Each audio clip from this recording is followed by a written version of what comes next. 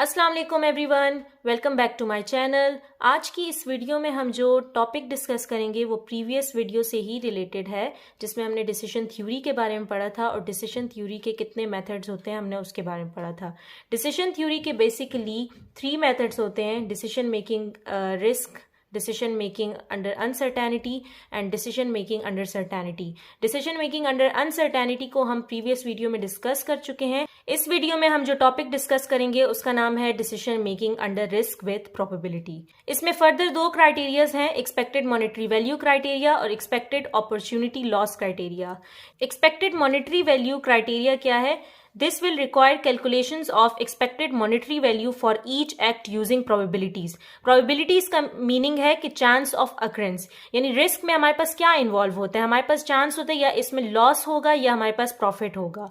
तो इस uncertain situation में, इस रिस्क की सिचुएशन में हम किस तरह से अपनी एक्सपेक्टेड मॉनेटरी वैल्यू को फाइंड आउट करेंगे, यह हम एक्सपेक्टेड मॉनेटरी वैल्यू क्राइटेरिया में पढ़ते हैं। एक्सपेक्टेड अपॉर्चुनिटी लॉस क्राइटेरिया में क्या है? This method will require calculations of expected opportunity loss criteria for each act using probabilities. हम हर अल्टरनेटिव के लिए एक्सपेक्टेड अपॉर्चुनिटी लॉस क्राइटेरिया को यूज करेंगे और देखेंगे कि उसमें कितनी प्रोबेबिलिटी है कि इसमें हमारे पास लॉस कितना होगा। इस वाले क्राइटेरिया को हम लॉस के लिए यूज करते हैं, लॉस को डिटरमिन करने के लिए, और इस क्राइटेरिया को हम यूज करते हैं प्रॉफिट को डिटरमिन करने के लिए।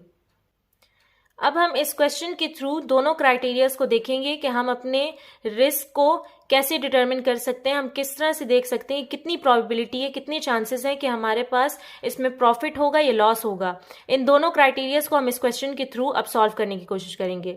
तो क्वेश्चन है, payoff 3 acts A, B and C and the states of nature Q, R and S are given below. ये हमारे पास स्टेट्स ऑफ नेचर गिवन है, ये हमारे पास एक्ट्स गिवन है, यानी अल्टरनेटिव्स ए बी सी। ठीक है, ये हमारे पास हर अल्टरनेटिव्स की वैल्यूज गिवन है। इसमें हमें कहा हुआ है कि the probabilities of the states of nature are 0.3, 0.5 and 0.2 respectively. State which act can be chosen as the best alternative. अब इन अल्टरनेटिव्स में से ये जो ए बी सी हमारे पास गिवन है, इसमें से बेस्ट अल्टरनेटिव को हमने चूज करना है। ऐसे अल्टरनेटिव को हम चूज करेंगे एक्सपेक्टेड मॉनेटरी वैल्यू में जिससे हमें ज्यादा से ज्यादा प्रॉफिट मिल रहा हो, और एक्सपेक्टेड अपॉर्चुनिटी लॉस के केस में हम देखेंगे कि कौन से अल्टरनेटिव को यूज करते हुए हमें कम से कम लॉस हो रहा है। सबसे पहले हम फाइंड आउट करेंगे एक्सपेक्टेड मॉनेटरी वैल्यू। तो हमारे पास जो स्टेट्स ऑफ नेचर गिवन थे हमने उसी तरह एज इट इज हमने लिखा, एक्ट्स को भी हमने लिखा और प्रोबेबिलिटीज इस टेबल में हमने इंक्लूड कर दी। तो अगर हम देखें तो expected monetary value find out करने के लिए हम क्या करेंगे, एक्सपेक्टेड मॉनेटरी वैल्यू हम हर अल्टरनेटिव के लिए अलग अलग फाइंड आउट करके उनको कंपेयर करेंगे कि किस अल्टरनेटिव को यूज करते हुए हम अपने प्रॉफिट को मैक्सिमाइज कर सकते हैं। ठीक है, तो उसके लिए हम क्या करेंगे कि उनकी प्रोबेबिलिटीज को हम उनसे मल्टीप्लाई करेंगे और सेकेंड प्रोबेबिलिटी को फिर नेक्स्ट से हम मल्टीप्लाई करके इसमें एड ऑन करते रहेंगे। ठीक है, कैसे करेंगे, यानी 0.3 into 5000 plus 0.5 into 1000 plus 0.2 into 4000। ठीक है, ये ब्रैकेट शो कर रहा है कि ये 4000 माइनस में, नेगेटिव साइन है इसके साथ। ठीक है, 0.3 into 5000 plus 0.5 into 1000 and 0.2 into minus 4000। ठीक है, तो हमारे पास इसका आंसर आता है 1200।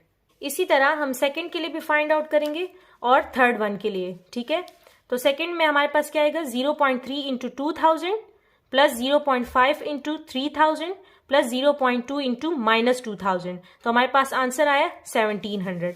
ठीक है, तो ये हमारे पास तीनों अल्टरनेटिव्स के लिए हमने EMV फाइंड आउट कर लिया है। ठीक है, अगर देखिए फर्स्ट का आंसर है हमारे पास 1200, सेकंड का 1700 और थर्ड का 600। इसमें मैक्सिमम वैल्यू है हमारे पास 1700, यानी अल्टरनेटिव बी को हम यूज करते हुए अपने रिस्क को किस तरह से डिटरमिन कर सकते हैं, उसकी प्रोबेबिलिटी को हम डिटरमिन कर सकते हैं एक्सपेक्टेड मॉनेटरी वैल्यू के थ्रू, कि इस तरह इस अल्टरनेटिव को यूज करते हुए हम अपने प्रॉफिट को मैक्सिमाइज कर सकते हैं। नेक्स्ट क्राइटेरिया हमारे पास है एक्सपेक्टेड अपॉर्चुनिटी लॉस क्राइटेरिया। हमने उसी मैट्रिक्स को यूज करना है और इस मर्तबा हमने एक्सपेक्टेड अपॉर्चुनिटी लॉस क्राइटेरिया को यूज करते हुए ये डिटरमिन करना है कि इसमें हमारे पास कितने चांसेस हैं कि हमारे पास लॉस कम से कम हो।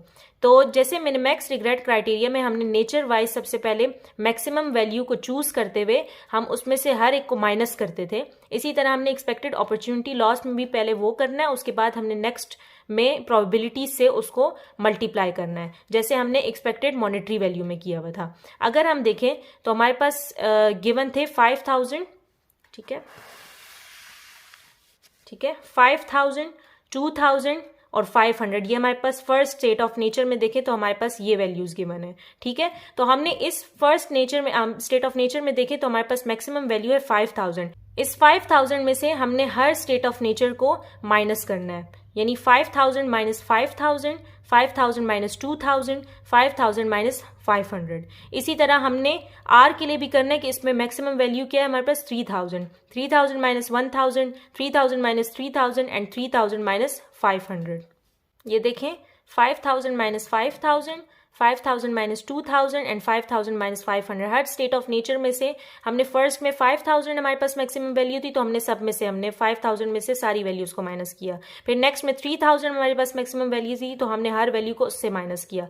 एंड थर्ड में हमारे पास 1000 जो हमारे पास मैक्सिमम वैल्यू थी, हमने उसमें से सारे को माइनस किया। तो 5000 माइनस 5000 0, 5000 माइनस 2000 3000। अब जो ये वैल्यू हमारे पास आ जाएंगी, इससे हमने प्रोबेबिलिटीज को मल्टीप्लाई करना है, लेकिन उसी तरह अल्टरनेटिव वाइज जैसे हमने एक्सपेक्टेड मॉनेटरी वैल्यू में किया था, यानी 0.3 into 0 plus 0.5 into 2000 plus 0.2 into 5000। हर अल्टरनेटिव के लिए हमने एक्सपेक्टेड अपॉर्चुनिटी लॉस अब फाइंड आउट करना है। ठीक है, और उसमें से हमने सबसे मिनिमम वैल्यू को चूज करना है। वो अल्टरनेटिव हमारे लिए ये होगा कि हम उसको यूज करते हुए अपने रिस्क को कम कर सकते हैं, यानी लॉस को भी हम लोग कम कर सकते हैं। ये देखें हमने एक्सपेक्टेड अपॉर्चुनिटी लॉस में उसी तरह प्रोबेबिलिटीज को फिर अल्टरनेटिव वाइज मल्टीप्लाई किए और प्लस किए। ठीक है, उस तरह से हमारे पास फर्स्ट की वैल्यू 2000 है, सेकंड की 1500 एंड थर्ड की 2600। अब इसमें से जो सबसे मिनिमम वैल्यू है वो है 1500, यानी 1500 को हम चूज करेंगे, यानी अल्टरनेटिव बी को चूज करते हुए हम अपने लॉस को कम से कम कर सकते हैं, यानी इसमें इस अल्टरनेटिव को यूज करते हुए हमारे पास लॉस के चांसेस कम से कम होंगे। तो ये आज का हमारा टॉपिक था। आई होप आपको अच्छे से क्लियर हो गया होगा। अगर वीडियो अच्छी लगती है तो लाइक करें, सब्सक्राइब करें, शेयर करें and thanks for watching this video.